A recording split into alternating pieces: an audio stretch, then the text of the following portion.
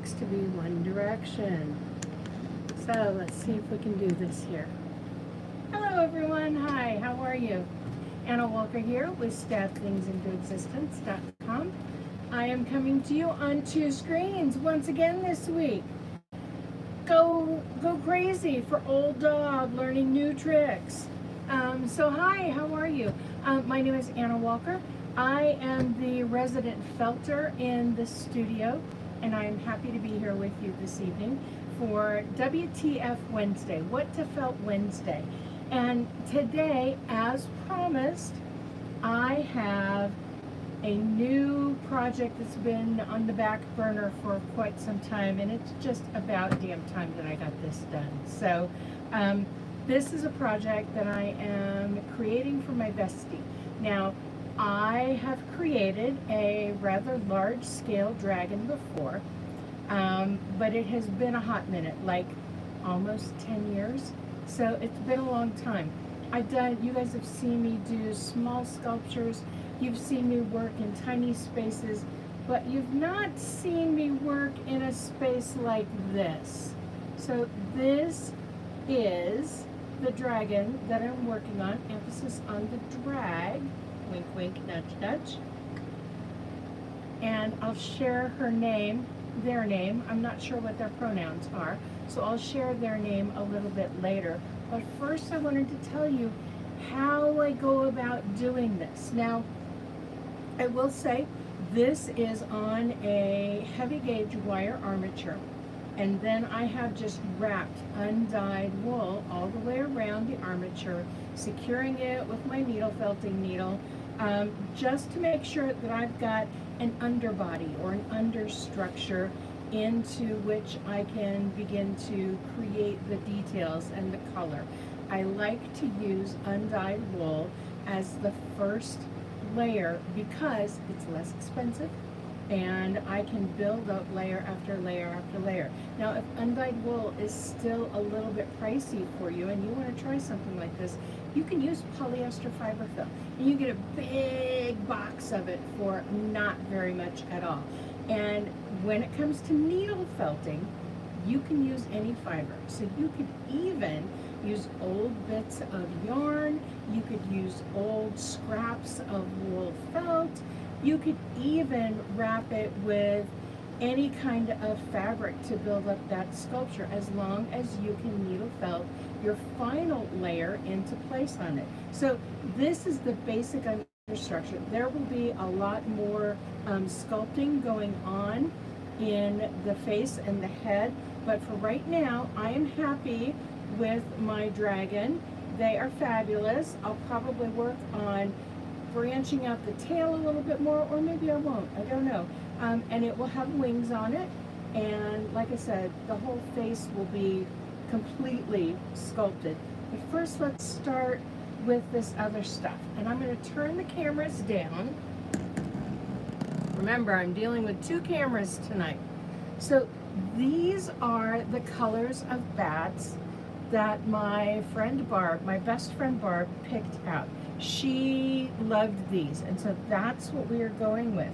I'm going to show you here in just a second something else, but this is a fiber bat, and I want to show you how easy it is to separate this into lots of thin layers. Now, you could use it like this, but if you've been here for a hot minute, you know that I always say it's better to add fibers a little bit at a time so that you can get a nice color blending. And that's why learning how to separate this bat into thinner layers, you see how easy that was to pull off? Okay, so now I've got this one that I've already pulled off. That's already half, and I'm going to split it again into two thinner layers. I mean, this one layer is really, really translucent. I mean, look at how thin that is. That is see-through thin. So these are the kind of layers that you want to work with when you're adding color. This one's a little thicker. I can try to split it out again. I don't know if it will, but let's give it a try. Yep, we're going to get a couple of partial layers at the very least, but they will be just as thin as that layer I just showed you. And when you're talking about adding color a little bit at a time, this is what I mean. You want to add color a little bit at a time so that you can overlap bits a little bit and then overlap a little bit more and a little bit more, and that allows you to build up that layer of color a little bit at a time until you get a nice even layer. Okay, so the reason I'm showing you this, and I'm going to move the orangey bat off to the side, and I'm going to move these things off to the side. The reason I showed you how I lay out that super thin layer is because this is going to be the breastplate of my dragon. And what's in the background? Well, first we've got the fiber bat, that purple that I just showed you. But look at this piece of fabric that came from a cut up blouse that, because this is a polyester nylon blend, was very, very warm, even though it is, you know, practically see-through. But I thought that these stripes would work very well for doing the breastplate. So what I did was I cut the fabric into cross sections and then I just layered them down. This will be up at the top of the dragon, this will be up here, and this will be down at the bottom edge. I'll have more here than what I need, and that's okay. I would rather have more than I need than not enough, because it's easier to create something like this in one larger piece that's bigger than what you're going to need and to cut it down than it is to try and match up another piece because you're short. Okay, so I've got the fiber bat, the purple fiber bat on the background, then I've got the fabric. Then I have a tiny bit more of the purple fiber here. I'm going to see if I can tilt down just, there we go. Got a tiny bit more, and this tiny bit more is right over the overlap edges of one piece of the fabric to another. And then I have a little bit of this Malabrigo yarn. Now, this is Malabrigo yarn. This is a bit here. Going everywhere. Isn't that lovely? I mean, I love the colors of Malabrigo. Doesn't matter what color blend they are, they always remind me of stained glass windows. But this one we decided was going to go very, very well with our color theme for what was going on. But I took just small segments of the Malabrigo yarn and I took and split them in half and just pulled very carefully. Now this is considered a single ply, so it doesn't have another yarn with it. It's just one bit of the wool, and it's just been spun together. It doesn't have another ply or another spinning that's been spun with it, and I split those in half. And then once I had these in half, I just took and pulled out these bits of fiber so that they just sort of fluffed up and fluffed out and gave us a little bit of texture, a little bit of movement, and a little bit of color. And so I've got those laid down on top of here. Now this, as I said, is going to be for the breastplate, and it is going to be wet felted. So I am carefully moving this from one position to another.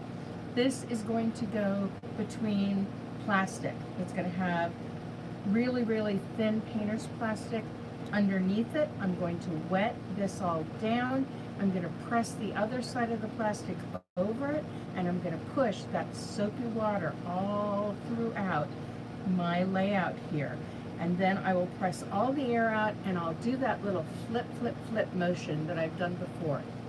Stay tuned to the channel. I will have a time lapse of me doing the wet felting of this by the weekend. So stay tuned and you'll see how this breastplate comes together. But for right now, I'm going to slide it off to the side. And now I am going to tell you what this creature's name is. Now I'm going to move the one camera up. There we go. I have been told the dragon's name, and I've been told that I need to pronounce it appropriately. This, I introduce to you, Schmetterling von Fjoratan. That's what I've been told is her name, and I've been told it's supposed to sound really angry and fierce, so I hope I did well. But I want to show you how I'm starting to put the color on here, because they are looking rather fabulous. Really, really fabulous. I'm going to turn on some lights and see if that'll help a little bit here. And hopefully do that without... Wrong end. There we go. There's one.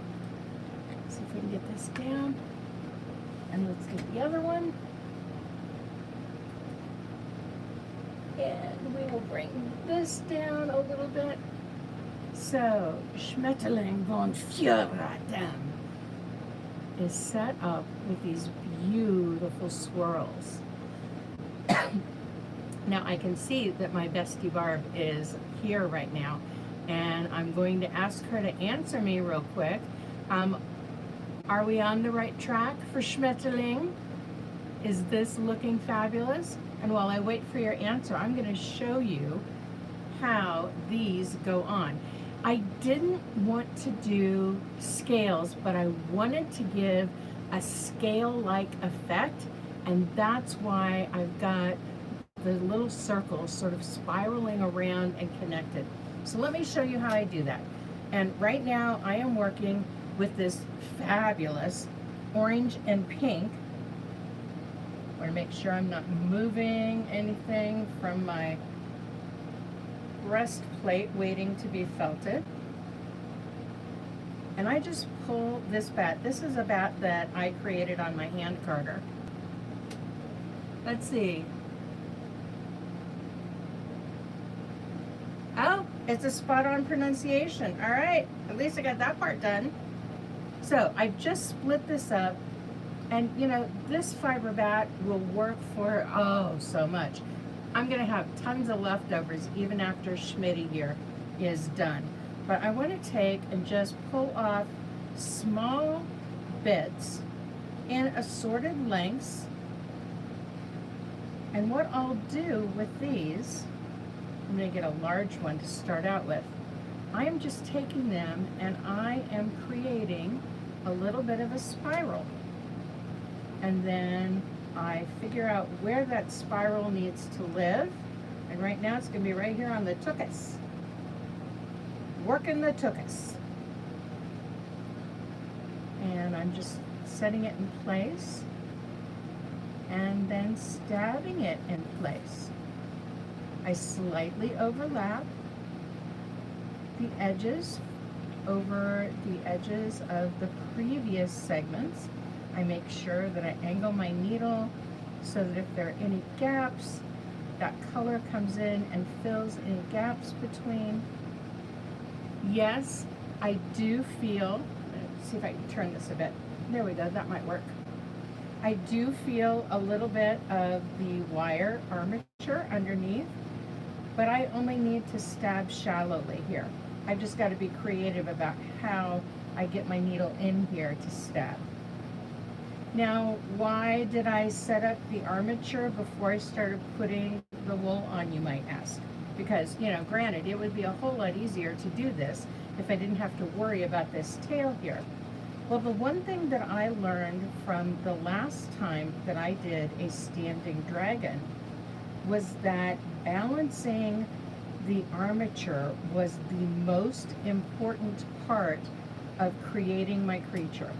Because if I didn't have it balanced, and I'm taking a little bit of a chance here, not having the wings attached right now, but I think that I've learned enough in the past 10 years since I last did a dragon that I'll be able to attach the wings without too much trouble and not have to worry about rebalancing the armature. But that's how easy it is to add another little bit. Now, I'm not fully needling this right now. I am getting the color on so that we can add a little bit more color and then a little bit more color. And I think the reason that I like the colors, especially this particular bat that my bestie picked out, is because they offer a lot of forgiveness. I don't have to worry about having a perfectly even amount of orange or a perfectly even amount of pink. They're going to overlap a little bit and they're going to blend and shade very, very subtly. But that is going to make it a whole lot easier for me to get Schmitty here nice and covered with their beautiful, beautiful outfits. Ensemble. Oh, she's saying the swirls are perfect. Yay, I am so glad. Did you think you would ever see this come to be, my friend? We give each other a hard time. We've known each other for, oh gosh, 40 years? Or almost 40 years. And we have a running joke each year, who's going to get their Christmas gift or birthday gift on time, and who's going to just get a random package at some point in time that's got all the goodies for an entire year. I know I've been collecting goodies for a while, and they won't be sent out until I have our little dragon ready to go. But that is how easy it is to create sort of a faux scale kind of effect here. And again, you can use a solid color, absolutely, or you can use a blend like we've got here. But yeah, Schmitty. Now, I am purposefully leaving the breastplate area nice and open because I want to see how the breastplate fabric works in here. And I'm hoping, one of the reasons, I'm going to turn the camera back up. One of the reasons that I added the fabric to the breastplate colors is because when you have fabric and you're working, when you put fabric in with felting, in a wet felting application, it's called Nuno felt. It's basically sort of making a laminated felt. The fibers of the wool migrate through the fabric and connect with the fabric, and what happens oftentimes, and I'm hoping it'll happen here, is that you get a lot of ruching or bubbling or texture. And so I'm really looking forward to seeing how this breastplate fabric is going to work up, because I think it is going to give us a beautiful texture for the front of our dragon here. So that's what I'm working on.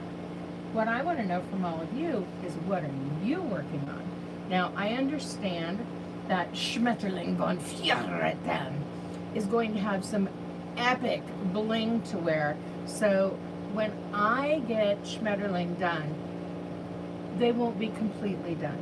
But I'll make sure that I have photos from my bestie when I send Schmetterling to her.